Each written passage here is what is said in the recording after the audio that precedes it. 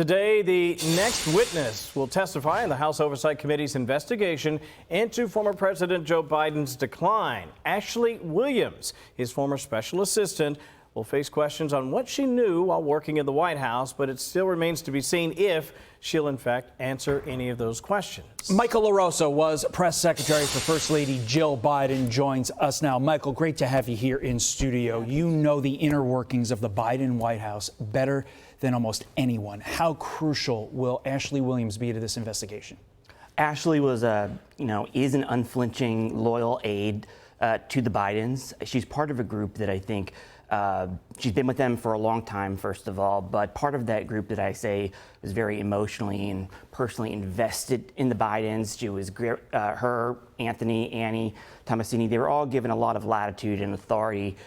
So she knows everything in terms of whatever accommodations that they're looking to discuss with Ashley, she would know a lot. She's smart. She's a lawyer in her own right, but hopefully she takes a different approach than some of my other teammates have taken. Dr. Kevin O'Connor's attorneys are urging House investigators to pause this probe. It's an interesting strategy. We've been watching this, obviously, for the last several days, and he seems to be saying this is a tactic, frankly, to avoid just managing the country. And there are those, however, on the right who are saying this is a stalling tactic being rolled out by a guy who should have known better. What do you think of that?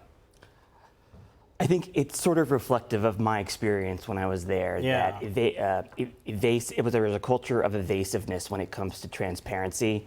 I said to your colleague Rachel Campos Duffy a couple weeks ago that they were allergic to transparency, and if you weren't stonewalling, if you weren't hiding the ball, it was usually a sign of betrayal or disloyalty to the Bidens. But I just don't think that this bunker mentality approach is helpful reputationally to the Bidens, to Dr. B, and to the president. They should be full disclosure, full transparency, showing that they have nothing to hide.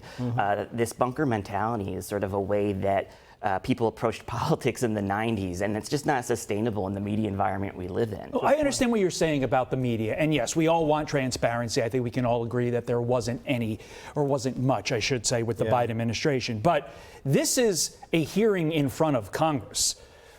Transparency is a nice word, but when you're in front of Congress, you legally need to abide by the questions that you are asked, and you need to answer them truthfully.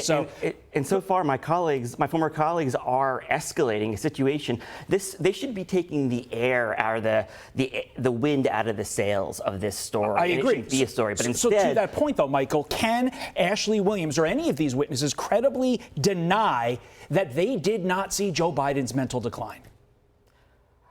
If they saw, I don't see how that's possible, given how close proximity and access they had. They had access to the residence. They had special badges. They were in charge of manifests and determined who was around Biden and when and how often and how frequent and for how long.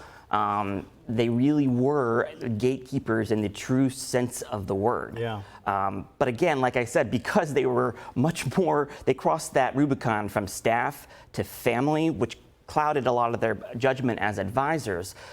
So when you have that close relationship to principals, you are in the bubble in a way that others aren't and observe more than anybody. So you're in D.C., I'm in D.C., and that's always the real challenge. You don't want to get too close to the principal because then it can cloud your judgment.